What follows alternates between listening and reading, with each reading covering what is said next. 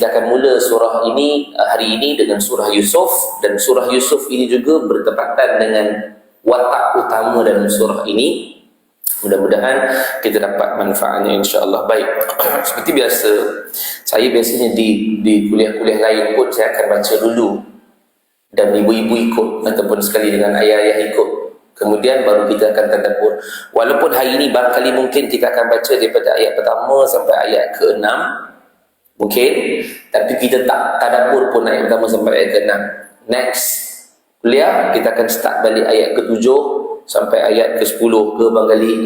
Janji kita akan dapat baca. Walaupun bacaan tu dah habis, tadabbur kita tak habis-habis lagi, tetap kita akan baca juga dengan surah-surah yang lain. Sebab pertama, memang saya nak kita bukan hanya tadabbur, tapi kita nak pahala dari sudut bacaan Al-Quran. Jom sama-sama kita buka Al-Quran surah Yusuf, surah yang ke-12, muka surat 235. Quran yang sama dengan saya, muka surat 235. Sebab tu saya nak kalau kita ada Quran terjemahan yang sama kesemuanya dalam 604 muka surat, terus sama Usmani punya susunan muka surat 604 muka surat tu, so samalah macam saya punya. So bila saya sebut muka surat berapa dan berapa, dia terus selak saja. Sebab kita punya style nanti kita akan pergi, okey, surah Al-Anbiya ayat sekian, muka surat sekian, so dia akan boleh pergi cepat. Tapi kalau tak ada, tak apa, catat dia dulu dekat tepi, balik semak balik. Boleh Okay, jom sama-sama kita baca. أعوذ بالله من الشيطان الرجيم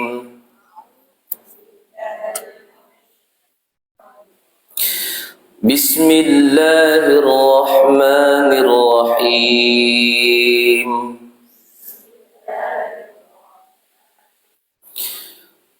ألف لام را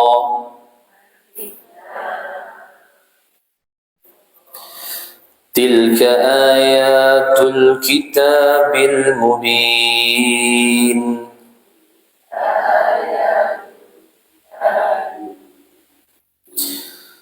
إنا أنزلناه قرآنا عربيا لعلكم تعقلون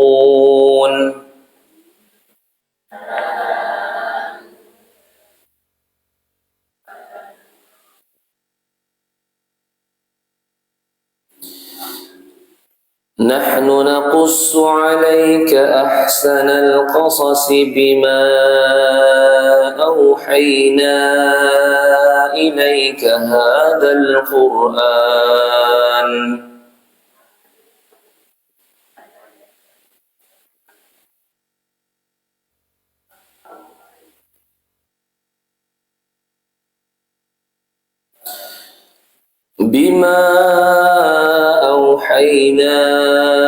إليك هذا القرآن وإن كنت من قبله لمن الغافلين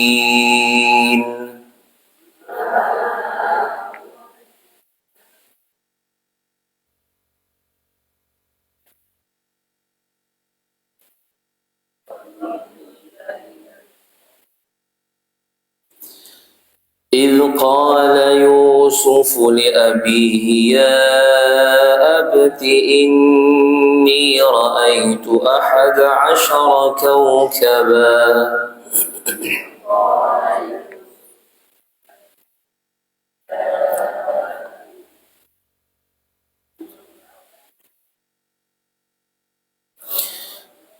إني رأيت 11 كوكبا والشمس والقمر رأيتهم لي ساجدين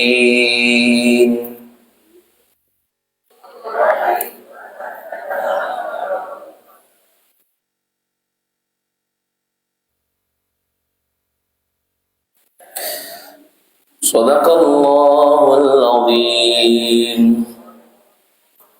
Okey, kita berhenti sini dulu ayat yang keempat. Nanti insya-Allah next kelas kita masuk terus pada ayat yang kelima insya-Allah. Dan seterusnya lah. Dan tak semestinya hari ini kita akan tadabbur daripada ayat pertama sampai ayat keempat. Tak, mungkin tak masuk. Okey, mungkin tak masuk sebab kita akan cerita sinopsis dulu hampir keseluruhannya, dan kita akan tengok apa yang boleh kita kenal dulu, iaitulah susuk tubuh seorang Nabi yang bernama Nabi Yusuf dan juga keluarga. Surah Yusuf ini adalah merupakan surah Makkiyah. Saya rasa semua tahu apa beza di antara Makkiyah dengan Madaniyah. Oh, dia kata tahu Ustaz, Makkiyah tu yang ada hotel tu kan? Itu Mekah. Itu Mekah. Makkiyah ni adalah ayat-ayat yang turun, okey, kena betulkan sikit, bukan di Mekah. Sebab ada juga ayat-ayat yang turun tak di Mekah. Ataupun ayat Madaniyah bukan turun hanya di Madinah, bukan. Tetapi yang lebih tepat kata para ulama, Makkiyah ialah ayat-ayat yang turun sebelum Nabi berhijrah ke Madinah, dan ayat-ayat Madaniyah ialah ayat yang turun selepas Nabi berhijrah ke Madinah. So simple je nak faham beza antara Makkiyah dan juga Madaniyah. So Makkiyah pastinya ayat-ayat yang turun itu berlangsung selama 13 tahun tempohnya. So Makkiyah 13 tahun sebab Nabi duduk di Mekah 13 tahun untuk berdakwah. Kemudian Nabi berhijrah ke Madinah, Nabi duduk di Madinah 10 tahun. So bermaksud 10 tahun itulah proses penurunan ayat-ayat Madaniyah. So apa beza di antara Makkiyah dengan Madaniyah? So para ulama membezakan ayat-ayat Makkiyah ini ialah ayat yang banyak bercerita tentang akidah. So itu kena tahu dulu ayat-ayat yang turun itu di mana. Sebab di Mekah 13 tahun di Mekah Nabi berdakwah, cuma ada orang Islam dan orang kafir saja. So belum ada orang munafik, belum ada orang yang pura-pura masuk dalam Islam. Mereka memang benar-benar masuk dalam Islam dan mereka benar-benar menentang Islam. So ada dua saja. So sebab itu ayat-ayat yang turun belum lagi berkisarkan tentang puasa, belum lagi berkisar tentang solat, haji, sebab tak boleh buat kat situ. Sebab Islam belum takbir dekat situ. Islam belum memerintah dekat situ. Sebab itu pada peringkat awal surah ayat-ayat Makkiyah ini semua berkisarkan tentang akidah. Contoh tentang akhirat, tentang pahala, tentang syurga, tentang neraka, tentang nabi-nabi terdahulu untuk mengukuhkan. Kan dulu juga mereka antara yang mempercayai dan mengetahui ada kisah-kisah dulu. Seperti Ashabul Kahfi, tahu, mereka tahu. Seperti Nabi Ibrahim yang bina Kaabah, mereka tahu. Tapi Nabi, Allah turunkan wahyu untuk ceritakan dengan lebih detail kisah Nabi Ibrahim dalam Quran.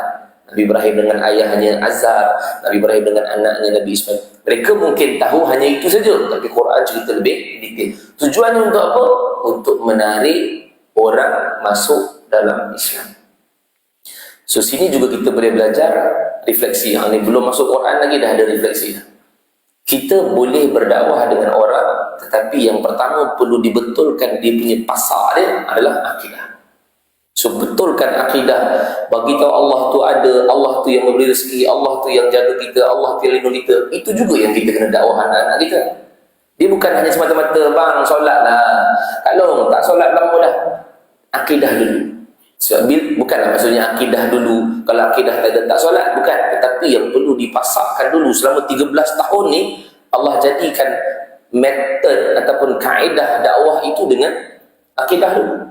So bila akidah dulu ni yang menyebabkan mereka, okey, pasak dah akidah, aku kena sembah Allah, bukan berhala, bukan Lata, bukan Uzza, bukan Hubal, bukan Manat. Jadi pada waktu itulah dia boleh untuk nak menyembah Allah. Dia tahu sebab dah ada pasak yang kuat. So akidah. Barulah nanti masuk ke Madinah akan ada ayat-ayat Madaniyah. Yang mana ayat-ayat Madaniyah ini berunsurkan hukum hakam. Sudah banyak dah bab hukum hakam dekat Madinah. Bab puasa, kutiba alaikumus siyam, bab zakat, semayang pun dah boleh dekat masjid dah. Kemudian haji nanti tahun 9 Hijrah akan ada perintah untuk melakukan haji. Akan muncul pula bab hutang. Itu semua bab hukum hakam ni. Akan muncul pula bab rumah tangga, zihar, li'an, talak, semua ada itu. Semua berunsurkan hukum hakam bila mana surah ayat-ayat Madaniyah yang turun. Jadi itu yang membuatkan beza Al-Quran yang kita baca. Oh, ni ayat cerita pasal akhirat ni.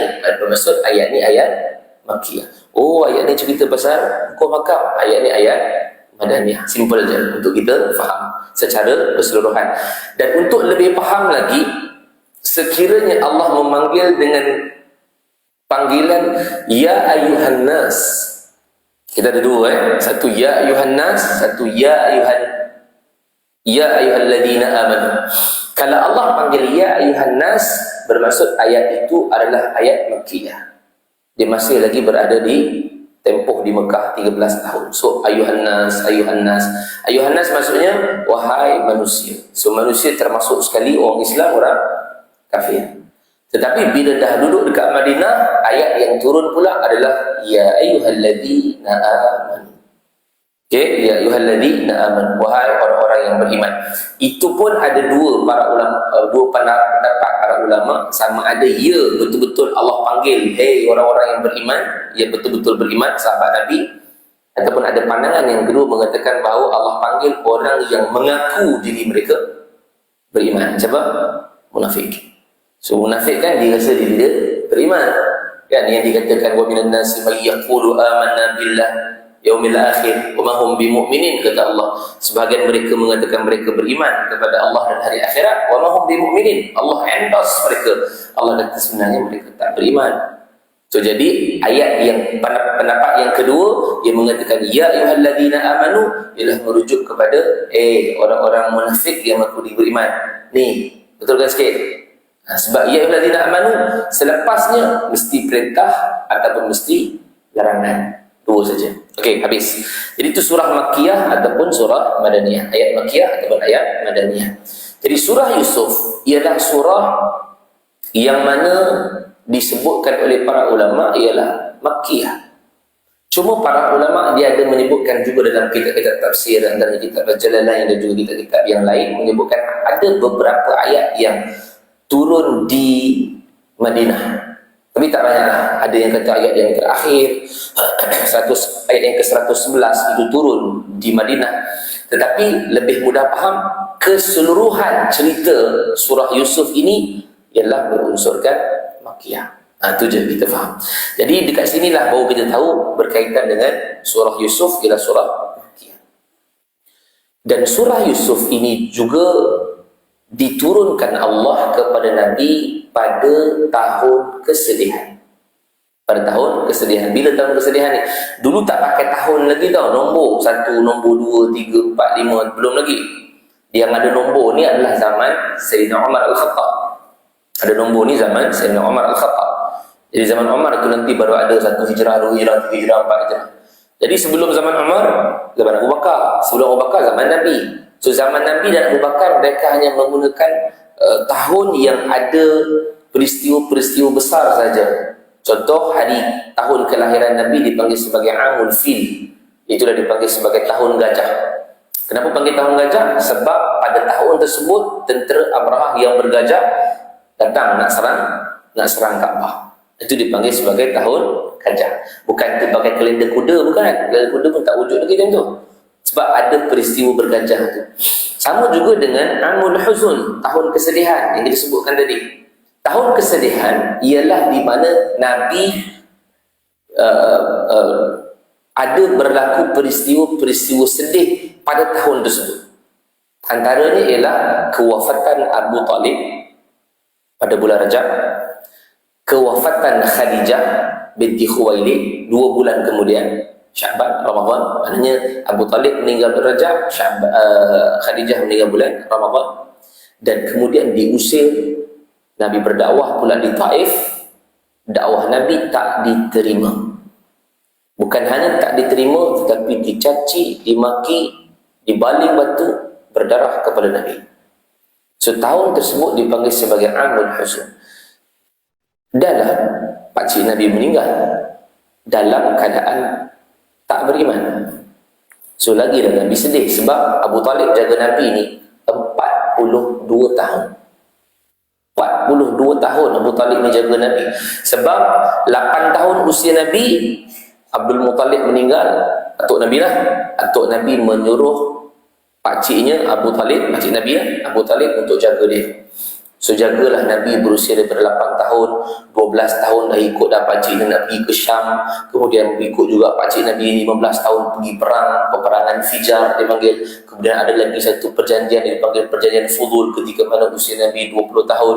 Kemudian usia 25 tahun dakwah, dagang pula barang dagangan Khadijah, pergi ke Syam 2 bulan balik daripada barang dagangan Khadijah, kahwin pula dengan Khadijah.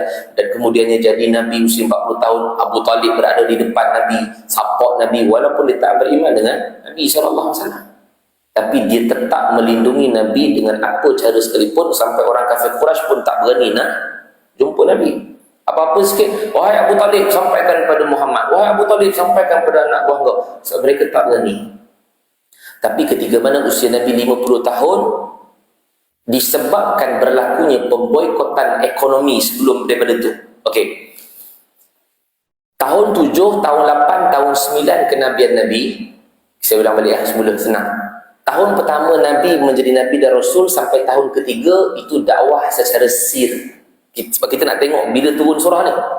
Tahun pertama sampai tahun ketiga dakwah sir. Sir ni maksudnya dakwah secara sembunyi.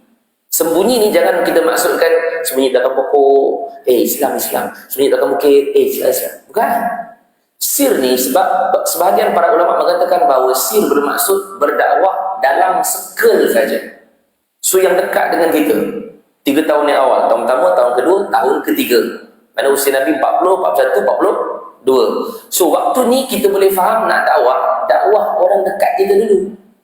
So jangan keluar bahagian dalam tak betul lagi. So itu dakwah dalam. Sehinggalah Allah turun surah Asy-Syu'ara ayat yang ke-214, wa anzir ashiratakal aqrabin. Berilah peringatan kepada kaum kamu yang dekat. Maka pada waktu itulah yang kita dapat dengar cerita Nabi berdakwah di Bukit Safa yang Abu Lahab marah dia. Tabballaka ya Muhammad, Abu Lahab marah dia kata kan, sehingga turun ayat tabat yada Abil Lahab wa ta'ala. So start daripada situ tahun keempat kenabian Nabi, siapa-siapa saja yang mendapat siapa-siapa saja yang didapati mengikut Nabi, beriman dengan Nabi, mereka semua akan ditangkap, diseksa, dipenjara, dan ada yang dibunuh. Ni tahun keempat kenabian Nabi, masih awal. So ada Sumayyah yang dibunuh, ada Yasir yang dibunuh, ada Zubair bin Al-Awwam yang ditangkap, ada Mus'ab bin Umar yang dipenjarakan, Sa'ad bin Abi Waqqas mak dia mogok lapar. So tahun ini memang sangat-sangat sukar, sehingga Nabi perintahkan untuk berhijrah ke Habsyah buat kali pertama. So ini hijrah Islam yang pertama, tapi tak ramai, lebih kurang dalam 13 orang, 14 orang saja, yang diketuai oleh Utsman ibn Affan, menantu Nabi, dan juga anak Nabi namanya Ruqayyah. Tapi ada lagi lah yang belakang-belakang ni, ada Sa'udah binti Zam'ah, ada Zubair bin Al-Awwam, tapi tak ramai, 13-14 orang, belasan saja. Itu pun sekejap dia duduk dekat sana, sebab sampai ke Habsyah mereka dapat berita orang-orang Quraisy dah beriman ke semuanya. Sebab ada berita yang mengatakan Nabi baca surah An-Najmi, ujung surah An-Najmi itu ada sujud sajadah, Nabi sujud, semua sujud. So berita tu sampai dekat Habsyah, kita bergembira lah sebab orang-orang kafir Quraisy dah pun beriman dengan Nabi ke semuanya. Padahal sujud tu bukan sujud beriman, sujud tu adalah sujud refleksi, sebab Nabi tengah baca surah. So orang kafir Quraisy tengah rintai, sahabat-sahabat Nabi adalah yang tengah dengar. Dan habis di surah tu Nabi sujud, so para sahabat pun sujud, yang tertengok-tengok ni, yang orang-orang kafir Quraisy tengok ni pun sujud sama, dia panggil reflect. Kita pun sama lah, kalau kita berjalan tiba-tiba ada orang lagi, kita pun tiba-tiba nak lagi. Itu pasal kau lagi? Tak ada, saja je. Siapa kita lagi? Kita tengok orang lari, dia reflect tu. Jadi terjadi dekat situ, sampailah berita tu dekat Habsyah, mereka pun balik semula. Bila balik tengok rupanya itu kabar angin saja, Nabi perintahkan sekali lagi untuk berhijrah ke Habsyah buat kali kedua. So ini hijrah Islam yang kedua. Sama ke Habsyah juga. Habsyah pertama dan Habsyah kedua Nabi tak pergi. Yang ini lebih ramai, lebih kurang 108, 9, 10 orang. Lebih kurang 108, 109, 110 orang yang diketuai oleh Ja'far bin Abi Talib. Dia yang nanti akan berhujah di hadapan Raja An-Najasyi. Riwayat Ummu Salamah. So Ummu Salamah masih belum jadi isteri Nabi lah pada waktu ni, tapi dia ada, Ummu Salamah ada dalam rombongan tersebut, dan waktu ni lah mereka duduk sana lama. Kat sana tenang dan tenteram, Raja An-Najasyi pun membenarkan. Okey, habis tahun 5 kenabian Nabi. Tahun ke-6 kenabian Nabi, itu yang masuknya Islam Umar Al-Khattab dan Hamzah bin Abdul Muttalib. Hamzah dulu masuk Hamzah Abdul Muttalib, pakcik Nabi masuk Islam. Hamzah ni beza umur dengan Nabi 2 tahun je. Walaupun dia pakcik Nabi, tapi dia beza 2 tahun je. So bermaksud ketika Nabi dilantik menjadi Nabi Rasul usia 40, Hamzah 42. So pada waktu ni usia Nabi 40, lebih kurang 45, 46, Hamzah 47, 48. Lebih kurang 2 tahun je beza. So bila Hamzah masuk dalam Islam dan Umar Al-Khattab masuk juga dalam Islam, Islam jadi kuat.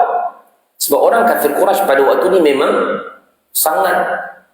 bukan sangat respect, tapi dia digerun sikit dengan nama Hamzah dan nama Umar. Dia sangat gerun, takut. So bila masuk Islam tahun yang sama, so orang kafir Quraisy dah tak berani sentuh orang Islam lagi. Tak ada dah dengar orang ni dipukul, orang ni di penjara, orang ni dibunuh, tak ada lagi dah. Tetapi selepas tahun tersebut, tahun 7 kenabian, tadi tahun 6, tahun 7 kenabian Nabi, mereka telah membuat satu perjanjian. Seluruh bani-bani yang tak beriman dengan Nabi buat perjanjian pemboikotan ekonomi.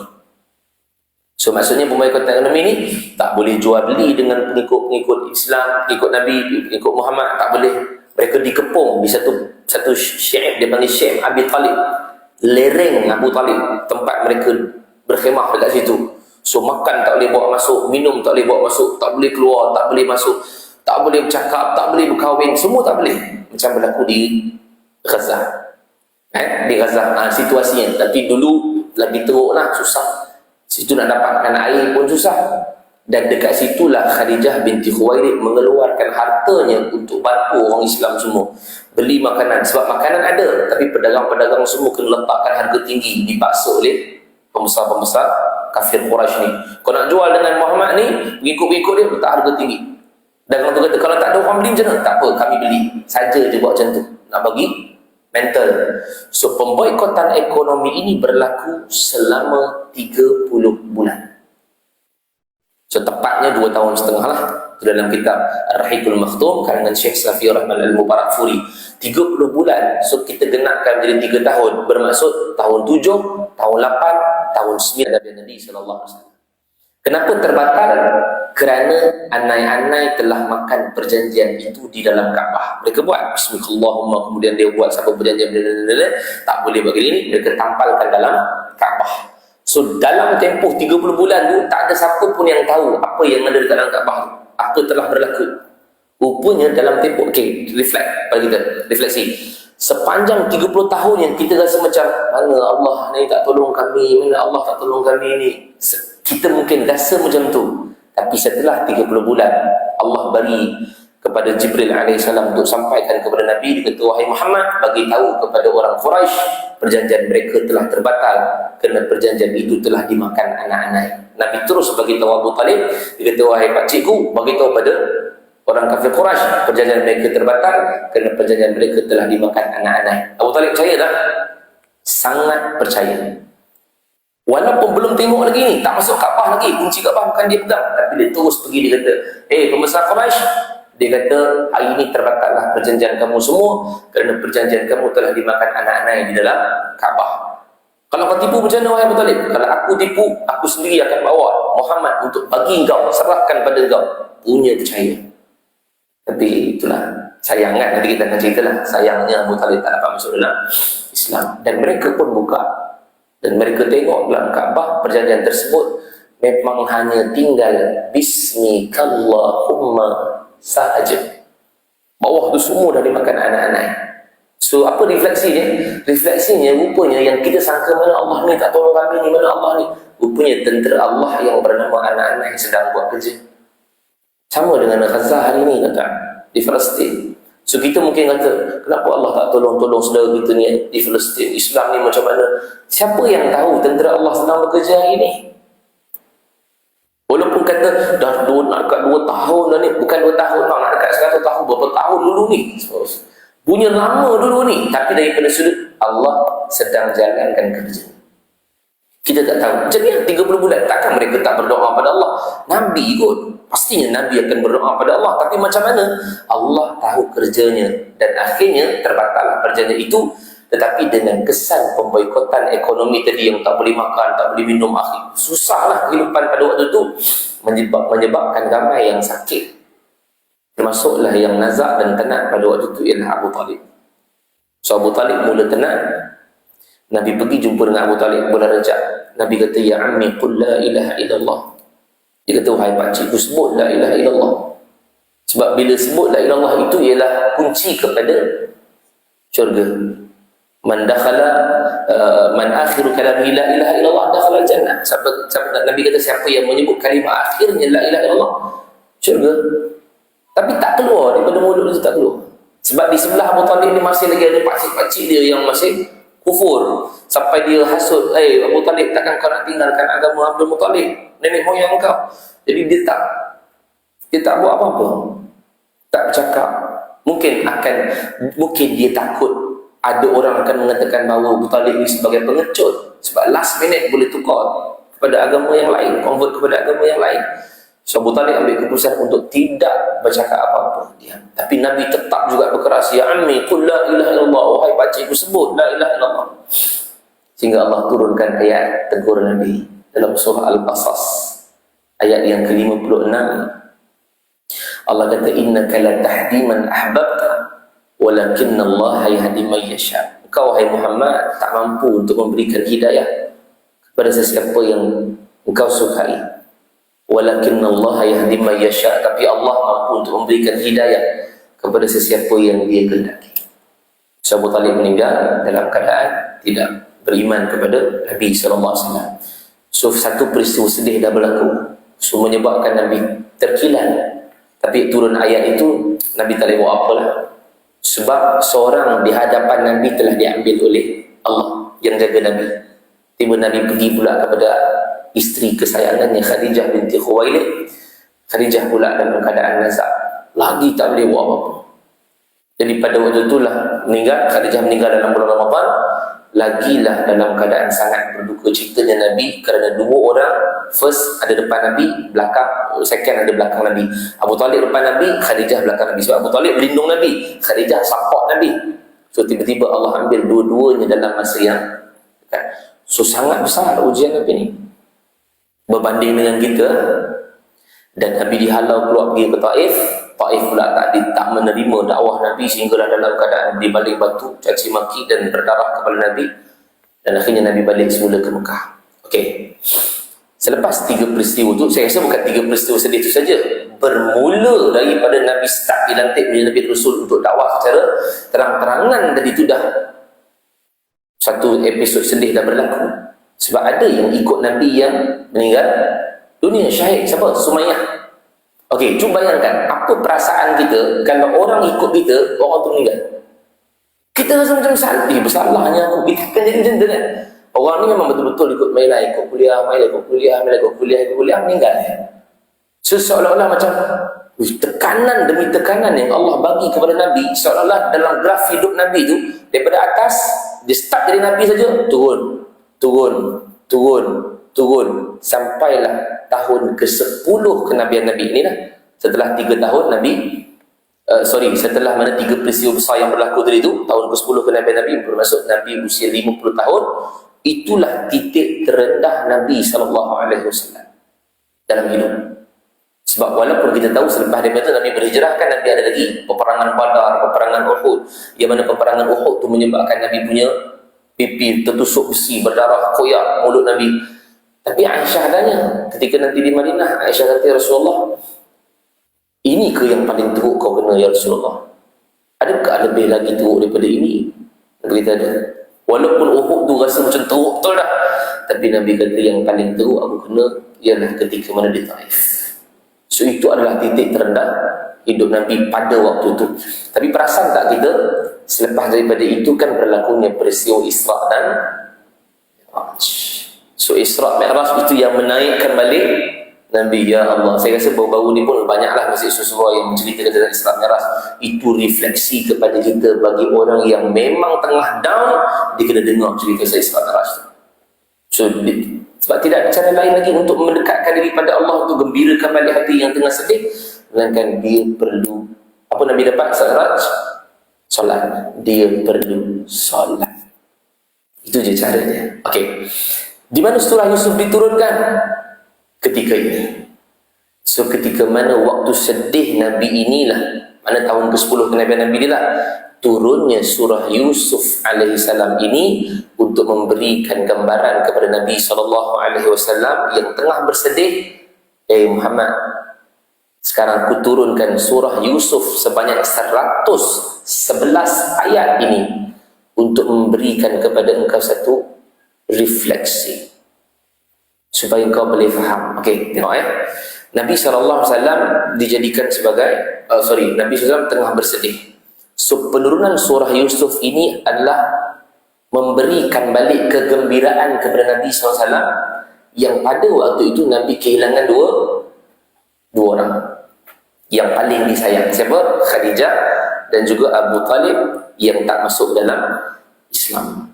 Sama ke tidak cerita ketika nanti kita tengok dalam surah Yusuf yang mana Allah rakamkan juga ayah kepada Yusuf namanya Yaqub yang juga kehilangan dua orang yang disayangi. Siapa dia? Yusuf dan adik dia Bunyamin. So dia reflect. Seolah-olah Nabi, Allah nak bagi tahu kepada Nabi, wahai Muhammad, jangan sedih. Orang sebelum daripada engkau ni Yusuf, Yaqub, dihilang dua orang yang dia paling sayang. Jadi Allah jadikan kepada engkau juga hilang dua kan? Tapi jangan risau. Dengan sebab penurunan ayat ini, jom kita buka tengok aja. Surah Yusuf, masih di surah Yusuf, ayat ke-86. Dengan ayat inilah Nabi bangkit semula kerana mendengar kisah Yusuf dan keluarga dia. Buku surat 245. Buku surat 245, surah Yusuf, ayat yang ke-86.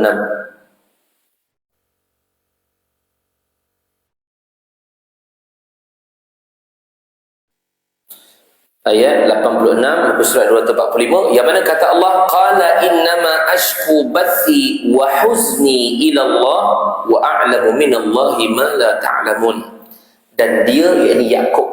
So Nabi Yaqub siapa? Dia adalah ayah kepada Nabi Yusuf. Kejap ini kalau sempat kita kenal seluruh keluarga Nabi Yusuf ni siapa. So ayah Nabi Yusuf adalah Yaqub, yang mana Yaqub ini kehilangan Yusuf dulu masa Yusuf masih kecil. Dan nanti ketika Bunyamin, Yusuf dah besar, dah lama tak jumpa Yusuf, Bunyamin pula hilang. So Nabi Yaqub sangat sedih. Dan perkataan ini yang keluar daripada mulut Nabi Yaqub, iaitulah dia mengatakan, hanya kepada Allah aku mengadukan kesusahan dan kesedihanku, dan aku mengetahui daripada Allah apa yang tidak kamu ketahui. So dengan ayat ni yang membuatkan Nabi SAW terjadi bangkit balik. Okey, apa yang boleh kita bangkit balik bila berada dalam kesedihan? Solat saja? Bukan solat saja. Apa yang ada dalam solat tu? Dalam Al-Quran, kita kan solat juga mesti membaca Al-Quran. Jadi sebenarnya dalam Al-Quran inilah yang Allah jadikan kepada kita untuk nampak Allah sebenarnya jawab kesedihan-kesedihan kita. Sebab itu dalam peristiwa Isra' dan Mi'raj, Allah ada sebutkan juga dalam surah Isra' yang pertama, minal masjidil haram ilal masjidil aqsa. Kenapa masjid? Kenapa disebut masjid? Padahal boleh je daripada Masjidil Haram naik Sidratul Muntaha, betul tak? Tapi, okey, ringkas je. Sebab tidak ada cara lain untuk mendapatkan jawapan itu melainkan kamu kena datang masjid. Dan di masjid kita akan dapat dengar pelbagai jawapan. Mungkin dengan sebab asatizah yang tengah mengajar. So, ceritalah tentang sedih ni. Rupanya mungkin ada di kalangan kita yang hari ni tengah, yalah Ustaz, saya pun tengah sedih ni, ada hal yang berlaku. So, Allah bagi jawapan kepada dia melalui Ustaz tu, melalui ceramah ni. Tapi dia kata, Ustaz, saya pergi ceramah, tapi saya pergi masjid, tapi ceramah tak ada. Tak semesti jawapan itu pada ceramah. Boleh jadi dengan dia pergi masjid. So, sebab tu kita kata pergi masjid bukan pergi dan balik. Pergi bergaul. So bila pergi dan bergaul tu yang kadang kita sembang. Tak pernah nampak. Oh, saya daripada Kuantan. Oh, buat apa kat sini? Saya ada masalah ni, ada dengan anak ni, ada hal sikit dengan apa. Masalah dia pula sama dengan kita. Allah tengah jawab. Betul tak? Pernah tak kita hadapi benda ni? Ini reflect Al-Quran. Ini reflect Al-Quran yang kita kata macam, wah. Tapi kadang dia tak perasan. benda tu, dia tak perasan. Sebab tu nanti kita akan tengok macam-macam ayat yang semua tu sebenarnya kena pada kita hari ini. Nanti kita akan tengok. Sebab itu hari ini kita sebutkan bahawa Allah jadikan surah ini diturunkan untuk memberikan semangat balik kepada Nabi SAW. Dan surah ini diturunkan Allah juga untuk memberitahu kepada Nabi, Muhammad, engkau baru dibuang oleh orang kampung. Tapi Yusuf yang Allah sedang bawa turun ayat ni dibuang oleh adik-beradiknya sendiri. So lebih dahsyat. So ini juga refleksi. Sebab kita kata bahawa Ustaz, saya lah yang paling teruk sekali kena ujian dekat dunia ni Ustaz. Tak ada orang lebih teruk. Siapa kata? Cuba buka mata sikit tengok orang lain yang ada dekat keliling kita ni.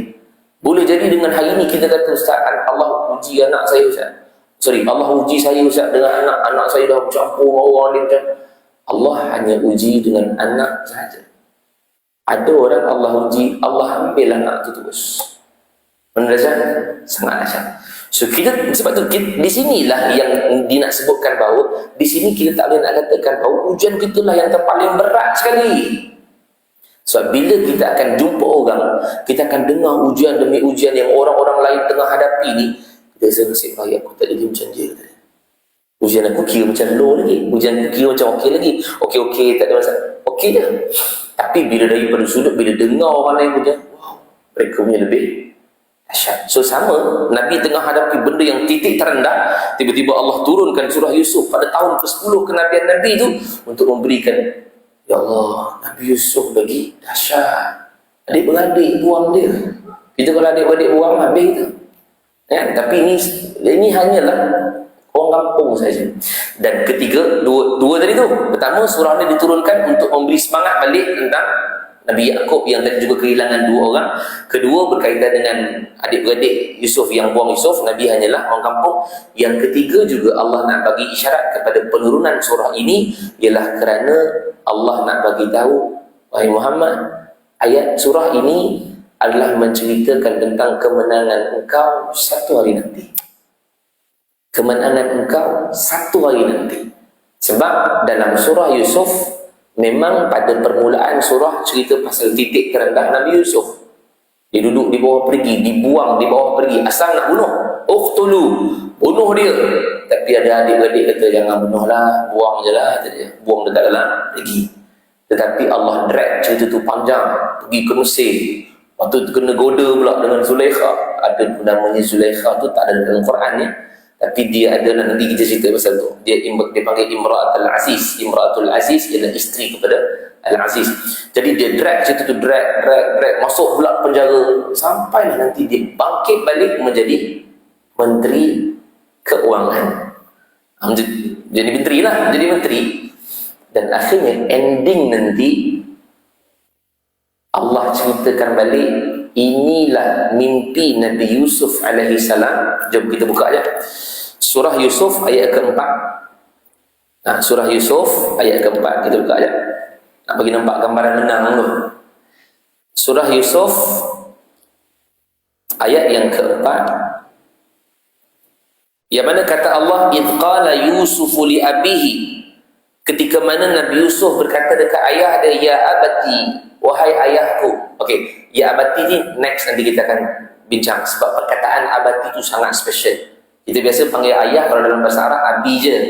Ni dia panggil abati. Itu nanti kita akan bincang. Dia kata, inni ra'aitu ahada asyara kawkaban.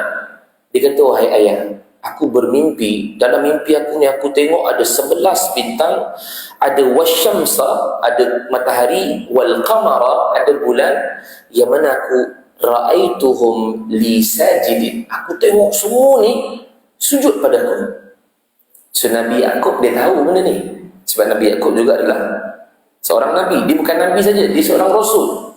So pangkat Rasul lebih tinggi daripada Nabi. Baik, ayat keempat ni Allah ulang balik pada ayat yang ke-100. Allah ulang balik pada ayat yang ke-100. Surat 247. Allah ulang balik pada ayat yang ke-100, yang mana kata Allah, wa rafa'a abawaihi 'alal 'arsy. Ayat Ayat yang ke-100 kata Allah, dan Yusuf diangkat kedua-dua orang tuanya di atas arash. Arash ni bukan arash Allah, arash ni maksudnya tempat duduk menteri tu, singgah sana. Maka diletakkan di atas tu, wa kharru lahu sujjadan. Maka pada waktu itulah dia tengok semua sujud. Sujud ni maksud sujud hormat, seperti mana Allah perintahkan malaikat dan iblis untuk sujud kepada Nabi Adam. Bukan sujud sembah, bukan sujud ibadat, tapi sujud respect, hormat. Dan pada ketika itulah waqala, Nabi Yusuf kata, ya abati, sekali lagi, wahai ayah, hadza ta'wilu ru'yaya min qabl. Dia kata, wahai ayah, inilah takwilan, takbir ni maksudnya takwil lah, tafsiran mimpi yang aku ceritakan pada engkau dulu, wahai ayah. So dia tengok ada 11 bintang, itulah adik-beradik Yusuf. Ada 1 matahari ayahnya, dan ada Al-Qamar 1 bulan mak tiri dia. Mak dia dah meninggal, tapi mak tiri dia ada. Tapi daripada sudut 11 matahari dan bulan adalah tafsiran kepada ayat yang keempat tadi.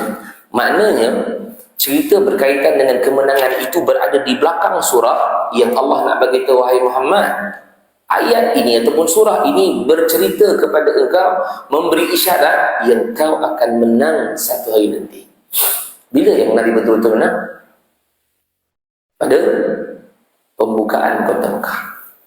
So pada 8 hijrah tu yang Allah turunkan, idza jaa nasrullahi wal fath wa ra'aitan nas yadkhuluna fi dinillahi afwaja. Pada waktu itulah yang mana Allah bagi tahu ni wal fath, kemenangan. Pembukaan itu bermaksud kemenangan.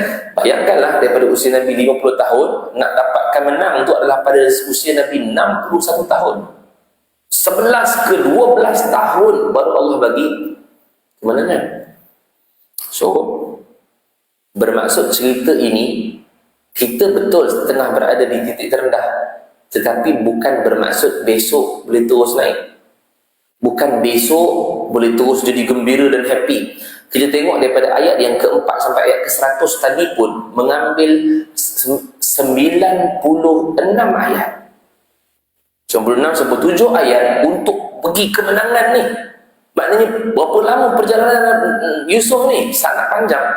Daripada dia kecil sampailah dia dah besar, perjalanan tu akhirnya baru tahu sini rupanya yang Allah nak bagi kemenangan. So benda tu tidak boleh didapat dalam sekelip mata. Kenapa Allah aku uji gini? Kenapa Allah tak bagi kau elok? Bagi elok, tapi nanti. Kan? So kita dah rasa macam aku punya lah yang susah, kenapa Allah aku uji, kenapa Allah uji aku gini, uji aku gini, uji. Rupanya daripada sudut ujian tu Allah nak bagi kemenangan pada beberapa tahun yang akan datang. Kita tak tahu yang itu macam mana. Tapi itulah dia cerita di sebalik surah Yusuf. Dan surah Yusuf ini juga adalah cerita berkaitan dengan takwilan mimpi tu. Daripada ayat 4 sampai ayat 100, dia adalah bercerita tentang macam mana matahari, bulan dan bintang-bintang tadi tu nak direalisasikan kepada realiti. So perjalanan tu masa yang lama dan akhirnya menyebabkan Nabi Yusuf berjaya dan menang kembali dengan berkat kesabaran yang dia ada. So panjang ceritanya, nanti kita akan pergi satu persatu by word, by ayat. Nanti kita akan tengok daripada sudut apa yang kita boleh ambil refleksi daripada kisah itu. Cuma daripada sudut apa yang Allah Subhanahu Wa Taala nak ceritakan berkaitan dengan surah ini, 3 tadi itulah. Pertama, daripada sudut kehilangan 2 orang yang disayang sama macam Nabi Yaqub. Kedua ialah dihalau keluar sama macam Nabi Yusuf. Ketiga adalah isyarat kemenangan. Persoalannya, adakah Nabi SAW pernah jumpa Nabi Yusuf? Memang daripada sudut tahun takkan logik lah, tetapi ada dirakamkan dalam riwayat Imam Al-Bukhari dan Muslim, Nabi pernah jumpa Nabi Yusuf AS di langit ketiga. Specialnya itu sangat spesial, iaitulah pada peristiwa Mi'raj. Isra di antara Masjidil Haram ke Masjidil Aqsa, Mi'raj daripada Masjidil Aqsa naik ke Sidratul Muntaha. Langit pertama Nabi jumpa Nabi Adam, langit kedua Nabi jumpa Nabi Isa dan Nabi Haya, langit ketiga Nabi Yusuf AS, langit keempat Nabi Idris, langit kelima Nabi Harun, langit keenam Nabi Musa, langit ketujuh Nabi Ibrahim alaihissalam. Langit ketiga, skip lah yang lain tu, nanti kan jadi ceramah surat Al-Lahan nanti. Langit ketiga, Nabi sampai saja, tiba-tiba mereka pun jemput Nabi, bukan mereka, Nabi Yusuf. Marhaban ya bin Nabi Saleh wa akhi Saleh. Selamat datang wahai Nabi yang saleh dan saudara yang saleh. Nabi tanya kepada Jibril, "Man? Siapa tu?" Dalam hadis Bukhari dan Muslim, dalam hadis Bukhari dan Muslim, Nabi tanya, "Ya wahai Jibril, siapa tu?" Dia kata, "Hada Yusuf." Itu adalah Yusuf. Itu dalam hadis Nabi kata, "Idza ana bi Yusuf alaihi salam." Tiba-tiba aku naik langit ketiga, aku nampak Yusuf alaihi salam. Dan sebenarnya ini juga isyarat kepada Nabi yang tadi sedih tu. Yang nak menunjukkan Nabi Yusuf lebih teruk diuji oleh Allah. Sebab bukan Yusuf saja, semua Nabi Adam, Nabi Isa, Nabi Yahya, Nabi Yusuf, Nabi Idris, Nabi Harun, Nabi Musa, kesemua tu ada ujian yang Nabi kena tengok balik, throwback balik belakang-belakang yang Allah pernah cerita. Dia orang ni kena macam mana, dia orang ni kena macam mana, supaya nanti, ini kan tengah proses nak dekat diri pada Allah, supaya Nabi hilang kesedihan tu. So Nabi kena tengok balik semua tu.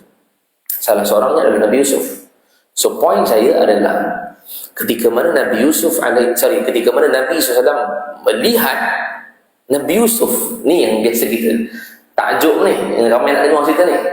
Nabi Yusuf, Nabi kata, "Idza Nabi Yusuf alaihi salam," ketika mana aku lihat Yusuf, "qad a'tiya syatral husni," aku melihat dia telah diberikan separuh daripada kecantikan.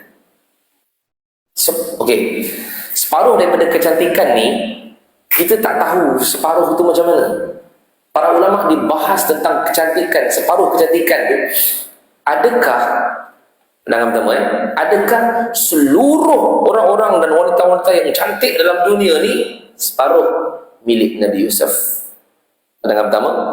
Pandangan kedua, para ulama mengatakan bahawa separuh kecantikan syatrul husni itu ialah separuh kecantikan daripada wajah Nabi Muhammad sallallahu alaihi wasallam. Nak pilih mana?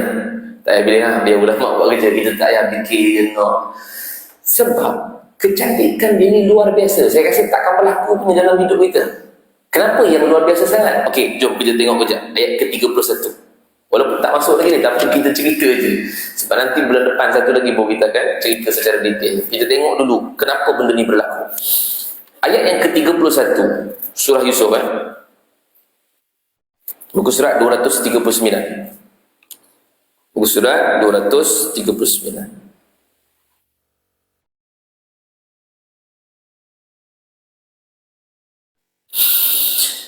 Surah Yusuf ayat yang ke-31. Yang mana kata Allah Subhanahu wa taala, "Falamma sami'at bimakrihinna arsalat ilaihinna."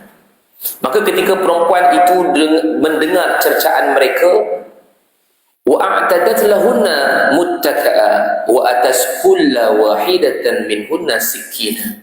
Okey, cerita sebelum tu saya bagi tahu dulu. Cerita sebelum tu adalah kisah di mana Imratul Aziz, isteri kepada Al-Aziz, menteri waktu tu lah, dia nak menggoda Yusuf, tapi Yusuf tak nak. Dan akhirnya berlakulah, nanti kita akan cerita macam mana nak menyelesaikan masalah tu. Yusuf memang sangat-sangat beriman, dan akhirnya cerita tu tersebar keluar. Dan keluar ni pula adalah kawan-kawan Zulaikha ni. Nama Zulaikha yang disebutkan tu lah.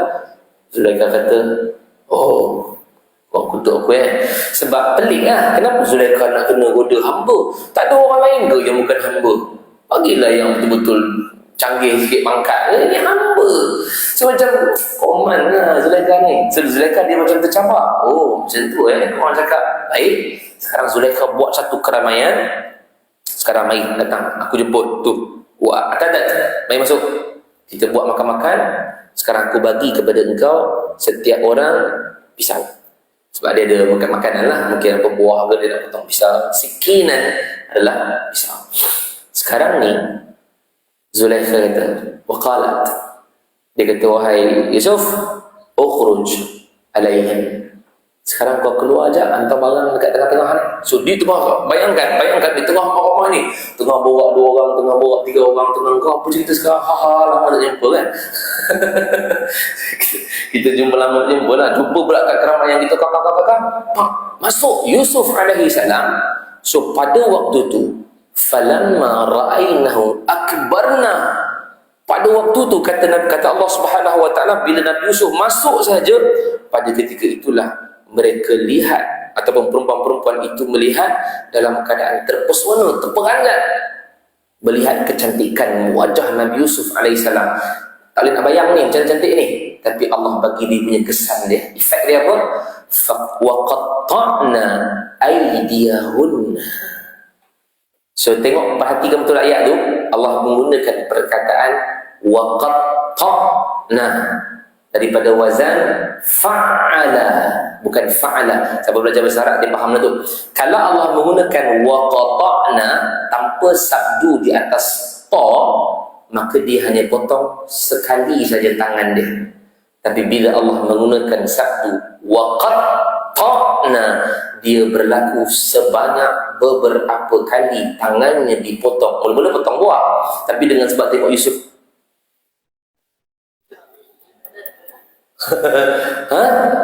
tangan yang dipotong itu tak terasa. Sebab tu dia boleh potong banyak. So macam mana cantik itu, sampai mereka katakan wa kunna hasya lillah, masya Allah, lebih kurang gitulah. Pujian kepada Allah ni, hasya lillah ni menunjukkan kepada maha sempurnanya Allah. Bila lihat wajah Yusuf alaihi salam, ma hadza basyara, ini bukan manusia, illa malakun karim. Mereka anggap bahawa Yusuf ni adalah seperti malaikat. So tak tahulah macam mana. Kita pernah tengok orang ataupun tengok selebriti ke artis ke yang handsome sampai kita terpotong di tengah tangan, tak rasa ada. Rasa belum pernah lagi. Se-handsome mana pun dia, kita potong sekali dia sakit lah kan. Yang ni potong wa qatta'na pula tu, daripada sudut, daripada potongan tu berkali-kali, tak rasa. So potong berkali-kali tak rasa. Dan sebab itu para ulama dia bahaskan tadi tu, sama ada seluruh kecantikan atas muka bumi ini potong dua, itulah Yusuf, ataupun kecantikan Nabi SAW separuh adalah Yusuf. Tetapi ulama bahaskan pula macam mana dinisbahkan sebagai cantik itu. Macam mana kita nisbah cantik macam mana? Cantiknya apa? Kalau kita kata handsome, handsome-nya apa handsome? Susah nak bayang kan? Susah nak bagi tahu apa handsome, apa cantik. Mata tu yang melihat. Tapi ulama dibahaskan apa yang disebutkan cantiknya. First memang rupa lah, kedua akhlak. So bau pair tu match kuat. Tapi daripada sudut rupa juga tu yang dia kata hasya lillah. Sebab daripada sudut rupa tu adalah melihat daripada susuk mukanya yang tak ada pattern tu macam tu. Kita, kalau muka kita shape cantik pada tempatnya, dia akan jadi sempurna. Ya, kita kan ada macam ada shape tu kan. Contoh ada jawline, saya tak ada jawline, tak kurus lagi. Nanti kurus kan, tak ada. Tapi kalau contoh ada jawline, kemudian mata, itu yang dipanggil sebagai cantik. Tempat kedudukannya bagaimana semua. So tak ada pun shape tu pada zaman Nabi Yusuf alaihissalam. Hanya ada pada Yusuf sahaja. Itu yang mereka katakan hasya lillah, sampai tak terkena, sampai potong tangan tak terasa tu. Itulah yang menyebabkan bahawa Nabi SAW tengok, Nabi kata separuh kecantikan ada pada Yusuf alaihissalam. Jadi inilah antara yang saya rasa saya boleh sampaikan dekat dulu, sebab kita habis berserah kan, tak sempat dah, sebab daripada sudut penceritaan sangat banyak sebelum kita mula lagi. Tapi sajalah saya tak masuk surah ayat yang pertama, sebab saya nak kita betul-betul faham dulu surah ini berbentuk cerita dia macam mana. So orang-orang yang tengah bersedih boleh datang, orang yang tak tengah bersedih pun boleh datang untuk sebagai dia punya bekalan kalau satu hari nanti dia sedih, apa dia perlu buat. Sebab ayat ini adalah daripada sudut memberi kegembiraan balik semula buat kita. Dan insya-Allah kuliah akan datang kita akan start balik untuk lihat dan dengar siapa pula Nabi Yusuf. Saya tak sempat cerita pasal keluarga dia, sebab Yusuf bin Yaqub, Yaqub bin Ishaq, Ishaq bin Ibrahim. Power ke tak power dia ni, keseluruhan 4 keturunan semua Nabi dan Rasul. Rasul 25 pula tu, bukan Rasul kecil, Rasul ada ramai. Tapi keempat-empat keturunannya adalah semua adalah orang Rasul. Dan kita akan tengok sikit Nabi Ibrahim ni kahwin dengan siapa dapat Ishak, Ishak kahwin dengan siapa dapat Yaakob, Yaakob kahwin siapa dapat Yusuf. Baru kita akan start cerita ayat yang pertama pada kuliah yang akan datang, insyaAllah. Boleh ya?